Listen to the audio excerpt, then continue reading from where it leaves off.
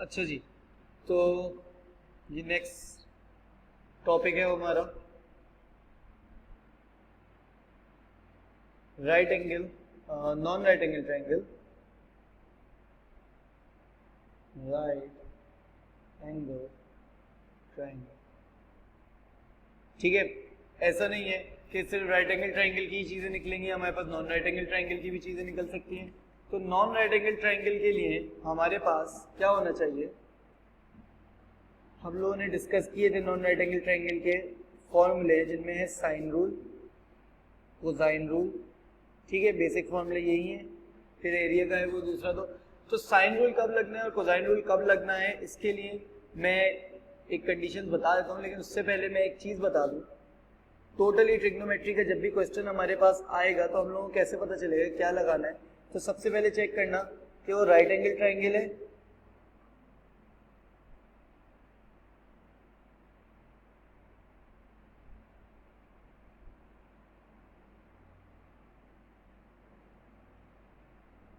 ठीक है।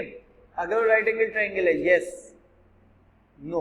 अगर वो राइट एंगल ट्रायंगल है, यस, तो तुम्हारे पास ऑप्शन आ जाता है 100 का, टूअर एंड पाइथागोरस थ्योरम, ठीक है। और अगर वो राइट एंगल ट्रायंगल नहीं है तो तुम लोग चेक करोगे, डज इट हैव एटलीस्ट का मतलब होता है कि कम से कम, at least one family complete, at least one family complete, ठीक है। क्या ऐसा है कि उसकी एटलीस्ट एक फैमिली भी कंप्लीट है? अच्छा, फैमिली एक क्या है हमने लास्ट क्लास में डिस्कस किया भी था। एक काम कर लेते हैं, यहाँ पे दोबारा डिस्कस कर लेते हैं। देखो ट्राइंगल है ये मेरे पास, तो ए बी सी ये तीन एंगल हो गए, सही है। ए के सामने वाली साइड को हम लोग स्मॉल ए कहते हैं, बी के सामने वाली साइड को स्मॉल बी और स्मॉल सी। तो बेसिकली ये होती है एक फैमिली, ये होती है दूसरी फैमिली, ये होती है तीसरी फैमिली। इन्हें एक फैमिली क्यों कहा जा रहा है? क्योंकि देखो ऐसा है कि हमारे पास फैमिली के लोग सिमिलर होते हैं, ठीक है। तो हमारे पास जब वो कहता है कि ए का एंगल जो है वो सबसे बड़ा है, तो हमें पता होनी चाहिए कि ए की जो साइड होगी वो भी तीनों साइडों में सबसे बड़ी होगी। और बी का एंगल अगर वो कहता है कि सबसे बड़ा है या सबसे छोटा है तीनों में, तो हम कहेंगे बी की जो साइड है वो भी सबसे छोटी ही होगी।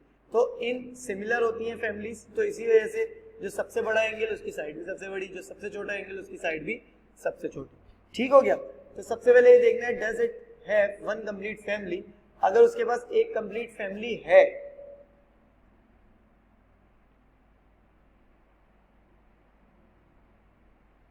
तो हम लोग अप्लाई करेंगे साइन रूल।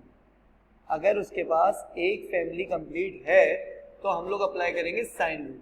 और अगर उसके पास एक भी फैमिली कंप्लीट नहीं है,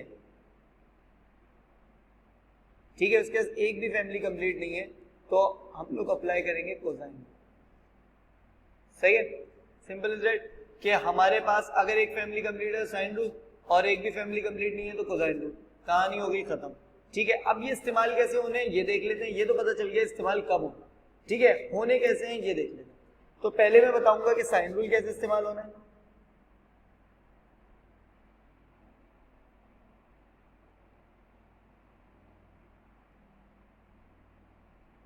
देखो साइन रूल होता है, जो हम बात की हमने फैमिलीज की अभी,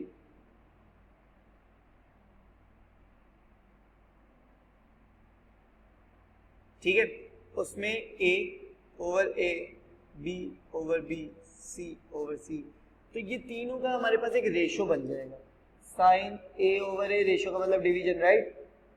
sign B over B is equals to sine C over C, ठीक हो गया। तो ये तीन रेशो बना लिए मैंने। अच्छा जी, तो sign A over A, sign B over B और साइन सी ओवर सी हो गया, ठीक है। अच्छा, तो अब मेरे पास क्या बनता है, ये तीन रेशो जो होते हैं, ये तीन रेशो कभी भी साथ इस्तेमाल नहीं होंगे, ऐसे ही है। ये तीन रेशो कभी भी हमारे पास साथ इस्तेमाल नहीं होते, ये तीनों रेशो हमेशा हमारे पास दो दो करके इस्तेमाल होते हैं, ठीक है। कैसे दो दो? तो एक रेशो तो वो होना चाहिए जो कंप्लीट रेशो होगा, one complete ratio will used in all questions। ठीक है, जो कंप्लीट रेशियो होगा वो तो हर जगह इस्तेमाल होगा, तभी तो हमने कंप्लीट रखा है, तभी तो हमने कहा था एटलीस्ट एक कंप्लीट होना चाहिए, क्योंकि क्वेश्चन ही उसके बिहाफ पे सॉल्व हो रहे हैं। अच्छा, क्या मतलब इस बात का, अभी देख लेते हैं भाई। इस बात का मतलब ये है कि अगर मैं एक क्वेश्चन सॉल्व करता हूँ, यहाँ पे मैंने कहा कि ये है 60 डिग्री, ये है 8, ये है मेरे पास 4, ठीक है, और मैं कह रहा हूँ कि मुझे ये थीटा निकाल के दो, ठीक हो गया, और मैं कह रहा हूँ कि ठीक है ये थीटा निकाल दो, सबसे पहली बात मैंने की। अच्छा जी, तो अब तुम लोग क्या कहोगे, तुम लोग कहोगे सर ये वाली साइड कंप्लीट है ना रेशो, इसे उठा लें आप सबसे पहले। मैंने कहा ठीक है, साइन 60/8। अच्छा, ऐसा कोई रूल नहीं है कि एंगल ऊपर आएगा, लेकिन एंगल ऊपर से याद कर लो काफ़ी है, चिल सीन रहेंगे, लेकिन रूल ये है कि कुछ भी ऊपर आ सकता है, लेकिन दोनों तरफ एक ही चीज़ हो। अगर एंगल ऊपर है तो दोनों तरफ एंगल ऊपर हो, अगर साइड ऊपर है तो दोनों तरफ साइड ऊपर हो। ठीक है, तो हमने एंगल के तरीके से याद किया हुआ है, सॉल्यूशन में भी इजी रहता है। अब मर्जी है तुम लोग जैसे याद करना चाहो। दूसरा मेरे पास बन गया साइन थीटा और 4, क्योंकि यही चीज़ निकालनी है मुझे, साइन थीटा और 4। तो सबसे पहले मैं क्या करूँगा, 4 को वहाँ फेंकूंगा, तो ये हो गया 4 sine 60/8 is equals to sine theta. अच्छा, अब हुआ ये कि 4 साइन 60/8 जो मैंने लिखा, इसको मैं पूरा का पूरा कैलकुलेटर में डालूंगा। ठीक है, अभी ये कैलकुलेटर की बात हमने लास्ट क्लास में भी की कि 4 साइन 60 क्या होगा हमारे पास, मैं पूरा का पूरा कैलकुलेटर में डालूंगा, और कैलकुलेटर इस्तेमाल करना अच्छी तरह आना चाहिए। ठीक है, कैलकुलेटर अगर अलाउ हुआ है साइंटिफिक, तो उसके सारे फंक्शन तुम लोगों को पता होने चाहिए, उसे अच्छी तरह इस्तेमाल करना तुम लोगों को आना चाहिए। ठीक है, तो 4 साइन 60/8 साइन थीटा। तो अब क्या किया जाए भाई, अब ये किया जाए theta is equals to sine inverse 4 sine 60/8। चाहो तो ये पूरी बात भी कैलकुलेटर में डाल सकते हो, चाहो तो 4 साइन 60/8 डाल के साइन इनवर्स आंसर कर देना, वो भी कर सकते हो, कोई कंफ्यूजन की बात नहीं। ठीक है, बात समझ में आ रही है सारी, ठीक हो गया, कोई कंफ्यूजन नहीं है इसमें। तो ये 25.65 आंसर आएगा। ठीक है, तो ये हमारे पास क्या था, पूरा साइन रूल। अच्छा, अब मैं जरा साइन रूल को थोड़ा सा और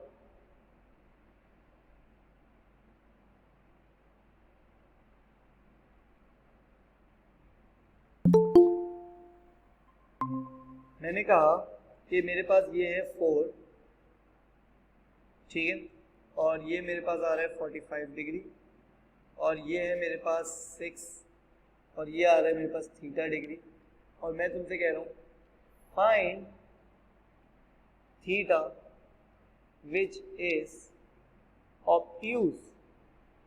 तो तुम लोग कहोगे सर हलवा है।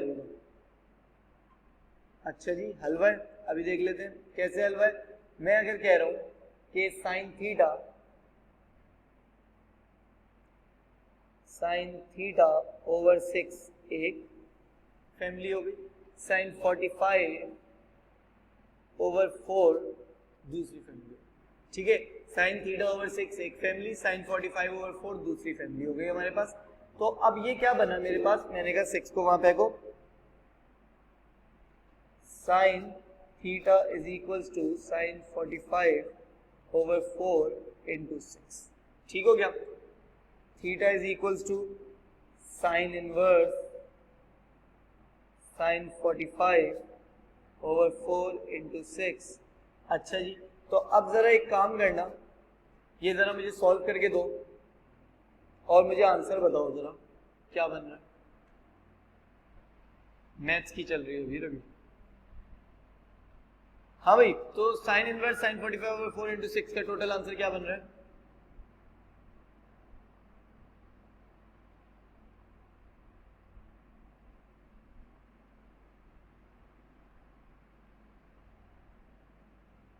बोलो।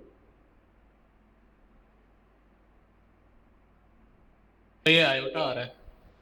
आयोटा आ रहा है, अच्छा जी ठीक है, तो कुछ बड़ा हो गया होगा, इस पे आयोटा आ रहा है। तो अभी इसी को चेंज करें हम, ठीक है, 6 को 3 कर लो, सही हो जाएगा। 32.02। ठीक है, 32.02, ठीक है, तो मैं 32.32 ले लेते हैं बस, ठीक है। अच्छा, अब बात क्या मैं कर रहा हूँ, 32 क्या एक्यूट है ऑब्ट्यूज है? एक्यूट एंगल है, ठीक है। हमें क्या चाहिए था, उसने तो ऑब्ट्यूज एंगल मांगा था। भाई देखो, हमारा जो कैलकुलेटर होता है ना, our calculator always give us the acute values for sin, ठीक है, साइन के लिए हमेशा वो एक्यूट वैल्यूज हमें देता है, ठीक है। अच्छा जी, तो हम क्या करें भाई ऑब्ट्यूज करने के लिए? तो भाई देखो, एक बात याद रखना कि वो हमें एक्यूट दे रहा है, लेकिन ऐसा नहीं होता कि सिर्फ एक्यूट ही है, ठीक है। तो साइन का एक रूल अभी हम लोग आगे जाके पढ़ेंगे, sine acute is equal to sine obtuse,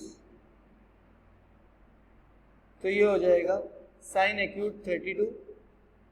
तो इसका ऑब्ट्यूज जरा बताओ, कितना हो जाएगा, 148, राइट, 148, ठीक है। इन दोनों को ही अगर तुम लोग कैलकुलेटर में डालते हो तो आंसर सेम आएगा, क्योंकि sine acute is equal sine obtuse हमारे पास एक रूल है जो कि अभी आगे पढ़ना है, उसे अभी नहीं पढ़ रहे। बस ये समझ लो कि जब भी हमें ऑब्ट्यूज एंगल साइन का बोले तो हम लोग 180 माइनस करके ऑब्ट्यूज एंगल देंगे, ठीक है। साइन का, क्योंकि साइन का सिर्फ जो एक्यूट एंगल निकला होता है वो सिर्फ आंसर नहीं होता, ऑब्ट्यूज भी आंसर हो सकता है, ठीक है। जब भी हम साइन इनवर्स करते हैं तो हमारे पास जो आंसर निकलता है वो सिर्फ एक्यूट होता है, लेकिन ऑब्ट्यूज भी आंसर होता है हमेशा। तो अगर वो कह रहा है कि ऑब्ट्यूज आंसर दो तो दे देना, अगर वो ऐसी कोई बात नहीं करता तो एक्यूट ही दे देना, कोई मसले की बात नहीं है, ठीक हो गया। तो साइन 32 और साइन 148 अगर कैलकुलेटर में तुम लोग चेक कर लो तो सेम आंसर आता है, ठीक हो गया भाई। अच्छा जी, तो ये बात हो गई हमारे पास। अच्छा, इस रूल को हम लोग डिटेल में भी आगे पढ़ेंगे, बस इधर तुम लोग याद कर लो कि जब भी वो साइन में ऑब्ट्यूज मांगेगा तो 180 माइनस करके तुम लोग आंसर दे दो। तो ये था हमारा साइन रूल। अब हम लोग जा रहे हैं कोसाइन रूल की तरफ।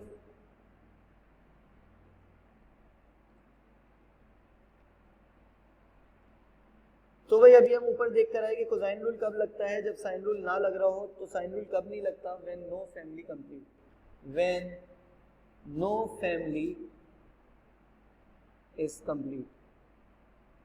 अच्छा भाई, नो फैमिली कंप्लीट सिर्फ दो ही केसेस में हो सकती है, हो तो बहुत केसेस में सकती है। मैंने एक ट्रायंगल बना के दे दिया और मैंने कोई साइड ही नहीं दी, देख लो, कर लो बात, कोई भी फैमिली कंप्लीट नहीं, मैंने कुछ दिया ही नहीं। तो एग्जामिनर ऐसा तो करेगा नहीं, ठीक है। तो जब एग्जामिनर ऐसा नहीं कर रहा तो एग्जामिनर तुम लोगों को कुछ ना कुछ तो देगा। तो क्या देगा, तीन चीजें जरूरी देगा, तीन चीजों के बिना क्वेश्चन सॉल्व होता नहीं है ट्रिग्नोमेट्री का, तो तीन चीजें तो जरूरी देगा। तो अब ऐसा कैसे हो सकता है कि वो तीन चीजें दे और उन तीन चीजों में फैमिली कंप्लीट ना हो? तो ऐसा सिर्फ दो ही केसेस में पॉसिबल है, उन दो केसेस के अलावा पॉसिबल नहीं है। सिर्फ दो केसेस में पॉसिबल है और उन दो केसेस के अलावा पॉसिबल नहीं है, ठीक है। तो क्या किया जाए भाई, कौन से हैं वो दो केसेस? देखो, मैंने कहा 4, 5, 60 डिग्री, देख लो फैमिली कंप्लीट है। ये एंगल है, इसकी साइड नहीं है, ये साइड है, इसकी एंगल नहीं है, ये साइड है, इसका एंगल नहीं है, तो ये फैमिली कंप्लीट हमारे पास नहीं है, ठीक हो गया। इधर आओ, तीन चीजें दूंगा, तीन के बिना तो काम ही नहीं होगा ना। 4, 5, 6, अब देख लो, क्या कोई एंगल है? तो कोई एंगल ही नहीं है, तो फैमिली कंप्लीट कैसे हो सकती है? साइडें हैं, कोई एंगल ही नहीं है, तो फैमिली कंप्लीट नहीं हो। यहाँ पे कोई भी फैमिली हमारे पास कंप्लीट नहीं। तो when no family is complete, ठीक है, तो वो यही दो रूल बन रहे हैं, डेट सेट। अब दोनों पे, अच्छा कोसाइन रूल एक ही है, दोनों पे लगेगा थोड़ा डिफरेंट करके। अच्छा, अगर तुम लोगों को दोनों के लिए अलग अलग याद करना है तो मर्जी है, मैं तरीका बताऊंगा, मैं याद नहीं करवा रहा, मैं तुम लोगों को तरीका बताऊंगा, ठीक है। तरीका क्या है, इसका तरीका अलग, उसका तरीका अलग बताऊंगा। मर्जी चाहे कुछ बच्चे एक ही फॉर्मूला याद कर लेते हैं और दोनों पे चला देते हैं, ठीक है, कोई मसला नहीं है, फॉर्मूला एक ही है बेसिकली, उसे तोड़ मोड़ के हम लोग इस्तेमाल करते हैं।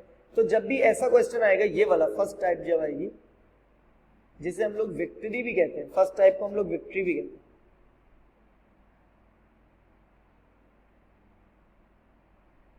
विक्ट्री से हम लोग इसे याद रखते हैं। विक्ट्री क्यों कहते हैं? क्योंकि दो साइडें बीच का एंगल, दो साइडें बीच का एंगल, तो ये हम इसे विक्ट्री कहते हैं, ठीक हो गया। तो ये कैसे सॉल्व करेंगे भाई, बहुत सिंपल सी बात है, कोई फॉर्मूला नहीं है, तरीका है, वो तरीका समझ लो। मैं बोल रहा हूँ तरीका, जो दो साइडेड गिवन है उनका स्क्वायर करके ऐड कर लो, 4 का स्क्वायर प्लस 5 का स्क्वायर, जो दो साइडें गिवन थी उनका स्क्वायर करके ऐड कर लिया, माइनस 2 लगा दिया, 2 फॉर्मूले का हिस्सा है, 4 5 जो दो साइडें थी वो दोबारा आ गई, कॉस जो एंगल लिखा हुआ है डेट इज 60 डिग्री, 60 डिग्री लगा दिया, और ये हमने रूट कर दिया। कोई कंफ्यूजन? तो अगर मैं कहूं कि मुझे ये x निकालना था तो मैं ये कह दूंगा कि x इक्वल्स टू, कोई कंफ्यूजन है, कोई मसला मसाइल है? No sir. नहीं, पक्की बात है? यस। ठीक है, तो ये हमारे पास हो गया x इज इक्वल्स टू, ये सब मैंने क्या किया दोबारा बता दूं कि जो दो साइडें मेरे पास गिवन है, ठीक है, जो दो साइडें मेरे पास गिवन है उनमें मैंने 4 स्क्वायर और 5 स्क्वायर दोनों का स्क्वायर करके ऐड कर दिया, सबसे पहला काम। फिर -2 मेरे पास जो है ना ये कांस्टेंट है, ये हमेशा आएगा। फिर इसके बाद मैंने क्या किया, दो जो साइडें थी जो पहले स्क्वायर करके ऐड की थी उन्हीं दोनों साइडों को अब मल्टीप्लाई करा दिया, फिर cos और वो एंगल डाल दिया जो बीच में, कहानी खत्म। तो आई थिंक इसे याद करने की जरूरत नहीं पड़ेगी, सिंपल रूट, दो साइडों का स्क्वायर ऐड, -2 कांस्टेंट, उन दोनों साइडों का product cos theta, that's it, कहानी खत्म हो गई। ठीक हो गया भाई? तो अगर हम आगे चलें, जब ये वाला केस आएगा तो इस वाले केस में वो तुमसे कुछ भी पूछ सकते हैं, एंगल ए भी पूछ सकते हैं, एंगल बी भी पूछ सकते हैं, एंगल सी भी पूछ सकते हैं। तो एंगल ए कैसे पूछेगा मैं जरा बता दूं, cos ए क्या होगा भाई, cos ए ये होगा कि तुम लोग सबसे पहले एक लाइन बनाओ, बना दी, ठीक है, फिर तुम लोग क्या करोगे, तुम लोग तीनों साइडों का स्क्वायर लाओगे, तीनों साइडों का स्क्वायर लाओगे, लेकिन जिसका फैमिली मेंबर निकल रहा है वो नेगेटिव में है। तो 6 किसका फैमिली मेंबर है, एक इसका फैमिली मेंबर है 6 का, तो 6 हमारे पास नेगेटिव में आ जाएगा और बाकी दोनों मेरे पास पॉजिटिव में आएंगे, 4 स्क्वायर प्लस 5 स्क्वायर -6। नीचे 2 कांस्टेंट, ये वही वाला 2 है जो उधर कांस्टेंट था, तो ये वही वाला 2 है 2, और नीचे सिर्फ वो दोनों आएंगे जो कि पॉजिटिव थे, नेगेटिव वाला नीचे नहीं आएगा। तो इससे जो वैल्यू आएगी वो cos a की होगी, a की नहीं। तो a की वैल्यू चाहिए होगी तो फिर हम लोग cos इनवर्स इस पूरी चीज का कर देंगे, तीनों साइडों का स्क्वायर, वो वाली साइड से नेगेटिव जिसका फैमिली मेंबर निकल रहा है, और उसे फिर नीचे भी नहीं बुलाएंगे, ठीक है, जिसका फैमिली मेंबर निकल रहा है उसे हम लोगों ने नेगेटिव भी किया और उसे हम लोगों ने फिर नीचे बुलाया भी। ठीक हो गया भाई? अच्छा, अब देखते हैं आगे b के लिए क्या होगा और c के लिए क्या होगा। cos b ही लगाते हैं पहले। तो भाई b का फैमिली मेंबर कौन है, b का फैमिली मेंबर है 5, तो 4 का स्क्वायर प्लस 6 का स्क्वायर माइनस 5 का स्क्वायर अपॉन 2 4 6, ठीक है। अगर cos b चाहिए तो, अगर b चाहिए तो हम क्या करते हैं, cos inverse 4 square plus 6 square minus 5 square over 2 into 4 into 6, that's it. कोई कंफ्यूजन इस सब में, कोई मसला? हाँ भाई, कोई कंफ्यूजन नहीं है? ठीक हो गया भाई। सी के लिए भी कर लेते हैं। अच्छा जी, तो सी के लिए क्या हो जाएगा ये, अच्छा ये सबसे महंगा क्वेश्चन होता है, ये 4 नंबर का सवाल होता है, ये 4 नंबर या 3 नंबर का ये सवाल आ रहा होता है और इसका काम इतना इजी होता है, ठीक है। तो इस पे तो गिरेब हासिल कर लो जब ये फ्री के नंबर है। cos c is equals to, भाई c का फैमिली मेंबर कौन है, 4, तो 5 का स्क्वायर प्लस 6 का स्क्वायर नेगेटिव 4 का स्क्वायर, जो फैमिली मेंबर है वो नेगेटिव हो जाता है, अपॉन 2, सिर्फ पॉजिटिव वाले, नेगेटिव वाला नहीं आएगा, ये हो गया। c equals to cos inverse 5 का स्क्वायर प्लस 6 का स्क्वायर माइनस 4 का स्क्वायर ओवर 2 5 एंड 6। है ऐसा नहीं है, ऐसा या नहीं? एनी कंफ्यूजन, कोई मसला नहीं sir.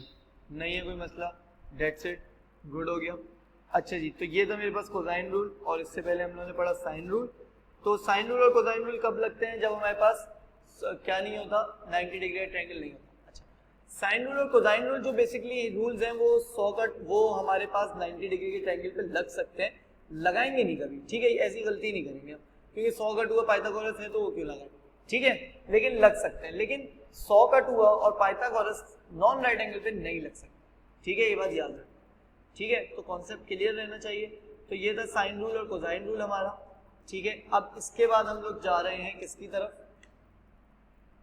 Area of non right angle triangle. तो एक तरीका तो मैं ऊपर बताकर आया हूं कि नॉन राइट एंगल ट्राइंगल का राइट एंगल के ट्राइंगल के फॉर्मूले से हाफ बी एच से निकल सकता है। अगर हम लोग जबरदस्ती बेस के साथ हाइट को परपेंडिकुलर कर दें, भले बेस तो ट्राइंगल की ही कोई साइड हो लेकिन हाइट कुछ भी हो जाए, ठीक है, बस वो बेस से परपेंडिकुलर हो और टॉप पॉइंट तक जा रही हो, ये रूल अभी हम लोग पीछे पढ़कर आए हैं, ठीक है। तो area of non right angle triangle हमारे पास कैसे निकलेगा, अगर उस फॉर्मूले को साइड कर दे तो हमारे पास एक फॉर्मूला आता है जो हम लोग लगाते हैं अगेन विक्ट्री डायग्राम पर। अब फिर कहो सर ये विक्ट्री डायग्राम क्या है, भाई विक्ट्री डायग्राम वही है जो अभी ऊपर देख रहे हैं, टाइप 1 विक्ट्री डायग्राम। ये दो साइड है बीच का एंगल, दो साइड है बीच का एंगल, दो साइड है ये वाला एंगल, विक्ट्री डायग्राम नहीं है। दो साइडें हो बीच का एंगल हो तभी विक्ट्री डायग्राम बनती है, जैसे ये बनी हुई है टाइप 1। तो यही टाइप 1 डायग्राम हमारे पास विक्ट्री डायग्राम ही एरिया के लिए बनती है, और वो कैसे बनती है जरा देख लेते हैं। 6, 8, 45 डिग्री, ठीक है। तो अब मैंने कहा मुझे इसका एरिया निकालना है, तो झट से निकल जाएगा इसका area. Area is equals to half A B sine C formula है। तो अगर तुम लोग इस फॉर्मूले पे गौर करो तो इससे भी तुम लोगों को पता चल रहा होगा कि ए और बी जो हैं वो एक डिफरेंट फैमिली से बिलोंग करते हैं, और सी जो है वो एक डिफरेंट फैमिली से बिलोंग करते हैं, मतलब तीनों ही डिफरेंट फैमिली के, सेम फैमिली का कोई भी नहीं, ठीक हो गया। तो हाफ ए बी साइन सी हमारे पास लगाने का तरीका क्या होगा, half into 6 into 8 into sine 45, और हमारे पास एरिया निकल आएगा। आई होप किसी को कोई प्रॉब्लम नहीं रही, ठीक हो गया भाई। तो ये थी हमारे पास विक्ट्री डायग्राम। अब आ जाते हैं इसी के थोड़े से हम लोग डायग्राम, तो वो भी विक्ट्री होगी लेकिन थोड़ी सी अजीब डायग्राम्स बनाते हैं, थोड़ी सी,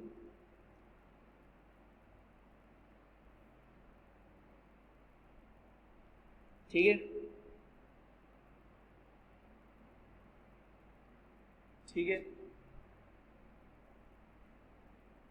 अच्छा जी, मैंने कहा 40 डिग्री 8, 6, 5, मैंने कहा 4, 60 डिग्री 80 डिग्री, और ये मैंने कहा 3, मैंने कहा 2, 4, 40 डिग्री 50 डिग्री। तो अल्लाह भला करे पहले वाले में एरिया निकालने के लिए मैं क्या करूं, ये तुम लोग मुझे बताओ। Sir half A B sine theta. Half A B sine theta तो करना है, तो ए बी में 8 और 6 को ले लूं, 8 और 5। 8 और 5 को ही क्यों लूं मैं, 8 और 6 को क्यों ना लूं। और सर विक्ट्री नहीं बनेगी ना फिर, क्योंकि वो एंगल नहीं है हमारे पास। विक्ट्री नहीं बनेगी, विक्ट्री नहीं बनेगी, ठीक है। तो इस बात को याद रखना है कि विक्ट्री नहीं बनती जब तक जो दो साइडें ली हैं उन्हीं के बीच का एंगल हो। तो 8 और 6 ले रहा हूं, बिल्कुल ले सकता हूं 8 और 6, बस एंगल ये वाला चाहिए होगा, ठीक है। तो जब तक 8 और 6 में तब तक नहीं ले सकता जब तक मेरे पास ये एंगल हो। तो 8 और 5 के बीच का एंगल है, तो मतलब विक्ट्री बन रहा है, वी बन रहा है, दो साइड है बीच का एंगल। तो मैं इसे 8 इंटू 5 इंटू 40 डिग्री कर सकता हूँ। यहाँ पे एक रॉन्ग मैं बना देता हूँ, सर वो साइन भी लगेगा। हाँ सॉरी,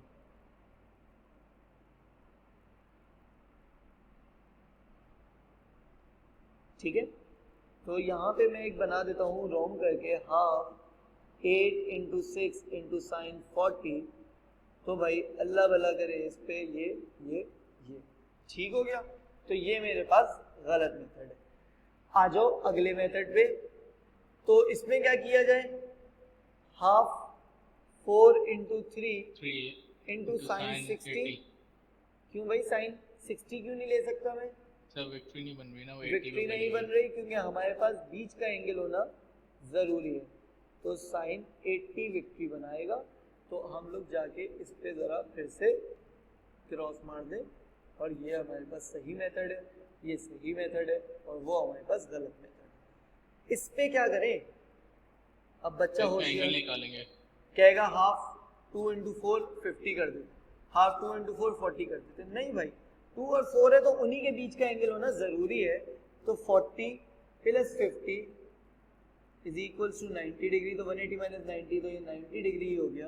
तो अब मैं कहूँगा half into 2 into 4 into sine 90। तो अब मुझे एक बच्चे ने कहा सर ये तो 90 डिग्री बन गया, तो इस पे तो 90 डिग्री वाला फॉर्मूला लगाए ना। तो भाई 90 डिग्री वाला फॉर्मूला मैं लगाऊं तो क्या है 90 डिग्री वाला formula? Half into base into height. ठीक है, half into base into height लगा देता हूँ मैं। तो half into base into height that is half into 4 into 2। सही है, क्योंकि 90 डिग्री के बीच वाले यही है, तो यही बेस और हाइट होंगे। यही हमने सीखा था, नहीं है ना, बेस और हाइट हमेशा हमारे पास परपेंडिकुलर होते हैं। तो 2 और 4 ही हमारे पास परपेंडिकुलर है। ठीक है, 90 डिग्री बना रहे हैं। अच्छा देखो, लग नहीं रहा पे नहीं जाना। मैं तुम लोगों को पहले ही बताया, पेपर में तुम लोगों ने अपने ऊपर ट्रस्ट करना ही नहीं है, एग्जामिनर के ऊपर ट्रस्ट करना। ठीक है, तुम्हें लग रहा है ये 90 डिग्री नहीं है, एग्जामिनर इसे 90 डिग्री बोल रहा है, दैट्स इट, ये 90 डिग्री है, खत्म बात। ठीक है, तो भाई 90 डिग्री का रूल था कि जो 90 डिग्री के साथ होते थे उन्हीं को ले लेते थे। तो तुम कहो कि सर तो फिर आपने जो ऊपर बनाया वो फॉर्मूला क्या गलत है? मैं कहूँगा नहीं, गलत नहीं है। तुम कैलकुलेटर करके देख लो, कैलकुलेटर से इसका भी आंसर निकालो और कैलकुलेटर से इसका भी आंसर निकालो, तो तुम्हें पता लगेगा कि साइन 90 की वैल्यू तो 1 होती है, फालतू में ही इतनी लंबी की है। तो भाई बेसिकली जो नॉन राइट एंगल ट्राइंगल के फॉर्मूले हैं वो नॉन राइट एंगल ट्राइंगल के फॉर्मूले नहीं है। मैं कॉन्सेप्ट बता रहा हूँ तुम लोगों को, वो तो पहले जो बताया वो रटने का तरीका था, क्वेश्चन कैसे अटेम्प्ट करना। अब जिंदगी में जी रहे हो तो कॉन्सेप्ट के साथ जीना है। तो हमारे पास कॉन्सेप्ट ये है कि नॉन राइट एंगल ट्राइंगल के फॉर्मूले basically non right angle triangle के फॉर्मूले नहीं है। नॉन राइट एंगल ट्राइंगल के फॉर्मूले सबके फॉर्मूले, हर ट्राइंगल के फॉर्मूले 90 डिग्री पे बहुत सारे फॉर्मूले एप्लीकेबल होते हैं। जो राइट एंगल ट्राइंगल के फॉर्मूले हैं वो सिर्फ राइट एंगल ट्राइंगल के फॉर्मूले, और जो राइट एंगल ट्राइंगल के फॉर्मूले हैं वो भी हमारे पास साइन रूल कोसाइन रूल से ही बने हैं। तो मेन हमारे पास साइन रूल कोसाइन रूल थे। हाफ बी एच का फॉर्मूला भी हाफ ए बी साइन सी से ही बना है, क्योंकि साइन 90 तो 1 हो जाता है तो हाफ बी एच लिखते हैं सिर्फ। तो सब डिराइव बोलो। अगर ये 50 हम लेते हैं, जैसे A2 जब वो वाली लेंथ होती सामने वाली होती, सही है, तो फिर क्या आता? आंसर सेम आता? एरिया सेम आता, बिल्कुल सेम आता। तो साइन 50 भी जो है वो 1 हो जाएगा? नहीं नहीं नहीं, साइन 51 नहीं होगा ना। तो फिर तुम ये भी तो देखो कि अगर तुम साइन 50 ले रहे हो तो तुम साइड ये वाली और ये वाली ले रहे हो ना, तो साइड भी तो चेंज होगी। तो ये वाली साइड होगी, तो ये वाली साइड कुछ और होगी। 2 और 4 का पाइथागोरस थ्योरम लगाओ, कितनी होगी? 2 का स्क्वायर प्लस 4 का स्क्वायर, ये होगी ये वाली साइड। तो अब तुम ये वाली साइड उठाओ, 4 उठाओ और साइन 50 लगाओ, इंटू हाफ करो, वही आंसर आएगा जो हाफ इंटू 4 इंटू 2 से हाफ करके देख लेना। सही सर, ठीक हो गया भाई, एनी प्रॉब्लम? ठीक है, अच्छा तो इस टॉपिक में यही चीजें थी हमारे पास। अब 2-3 चीजें मैं इसके अंदर और ऐड कर, वो चीजें क्या है मेरे पास? पहली चीज शॉर्टेस्ट डिस्टेंस का कॉन्सेप्ट जो हमने ऊपर लिया, वो नियरेस्ट पॉइंट, तो उस कॉन्सेप्ट की हम लोगों ने क्वेश्चन नहीं किए थे, तो क्वेश्चन कर लेते हैं जरा। तो अगर मैं कहता हूं मेरे पास एक क्वेश्चन मैंने बनाया,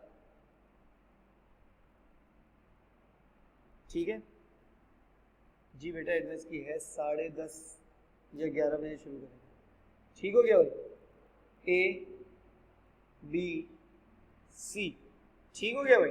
तो ए बी सी हमारे पास क्या है? अब मैं तुमसे कहता हूं कि मेरे पास ये 4 है, ये 6 है, ये मेरे पास है 62, ठीक हो गया। और मैं कह रहा हूं कि फाइंड ए सी, पहली बात। दूसरी बात मैं कह रहा हूं find area of A B C, ठीक है। तीसरी बात मैं कह रहा हूं फाइंड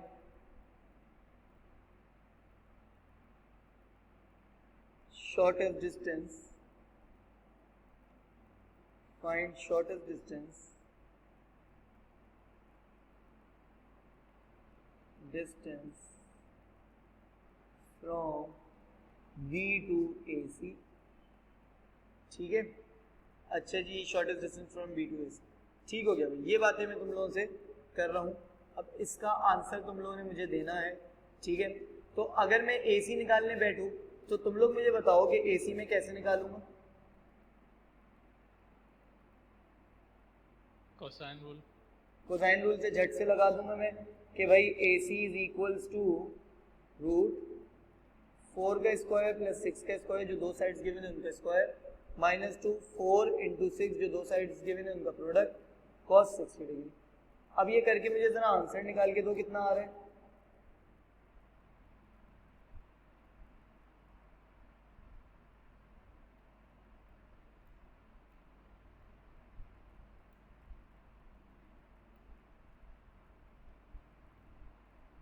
हाँ भाई, कितना आंसर बन रहा है?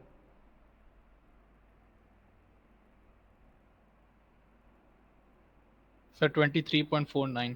23.49 के आगे भी एक बता दो मुझे। 4। ये मैं इस वजह से ले रहा हूँ क्योंकि मुझे पता है कि ये आगे इस्तेमाल होना है, तो मैं नीचे यहाँ ये भी लिख दूंगा कि 23.5 सेंटीमीटर है। ठीक है, तो ये भी लिख दूंगा, और मैंने ये भी लिख दी क्योंकि मुझे पता है कि ये चीज़ आगे मैंने इस्तेमाल करनी है, मुझे क्वेश्चन की बातों से पता चल रहा है। तो एरिया ऑफ ABC कैसे निकालूं भाई, कोई मुझे बताएगा? Area of AB sin theta. Half AB sin theta, ठीक हो गया। तो हाफ AB में आ गया 4 और 6 साइन 60 डिग्री। इसका भी आंसर जल्दी से दे दो मुझे। 10.39। 10.39 के आगे भी बता दो। 2। तो मैं यहाँ पे ये लिख दूंगा 10.4 सेंटीमीटर स्क्वायर। ठीक है, अब आओ जरा आगे। कहता है दी shortest distance from B to AC। B to AC था, तो B से स्टार्ट किया मैंने और AC तक में आया, तो डेट इज यहाँ तक में पहुंच गया। ऐसे ही है, B to AC हमारे पास ये हो। अच्छा, तो अब ये जो B to AC मेरे पास बना है, ठीक है, तो ये मैं निकालूं कैसे? तुम लोगों के पास कोई आइडिया है ये निकालने का? सर इसमें वो 90 राइट एंगल वाले वो लगे, राइट एंगल ट्राइंगल लग जाएगा, ठीक है, लेकिन राइट एंगल ट्राइंगल की वैल्यूज भी तो हो ना, ये वाली साइड है ना ये वाली साइड है। ये एंगल 60 तुम्हें कौन कह रहा है? पूरा एंगल 60 है? नहीं 60 का हाफ कर लेंगे ना ना ना ना ना 60 का हाफ सिर्फ आइसोसेलेस ट्रायंगल में होता है, हर ट्रायंगल में 60 का हाफ नहीं होता है, ये बात याद रखना। ठीक है, हर ट्रायंगल में 60 का हाफ नहीं होता, 60 का हाफ सिर्फ आइसोसेलेस ट्रायंगल में होता है। ये बात मैं कहीं लिख देता हूं ताकि तुम लोग याद रहे। आइसोसेलेस और इक्विलैटरल दोनों में होता है।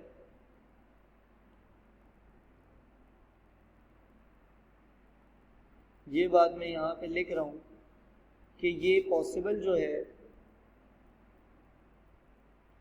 जब हम लोग ये परपेंडिकुलर बाइसेक्टर बनाते हैं, तो अगर ये दोनों साइड सेम है सिर्फ तभी ये एंगल, जो ये एंगल है थीटा,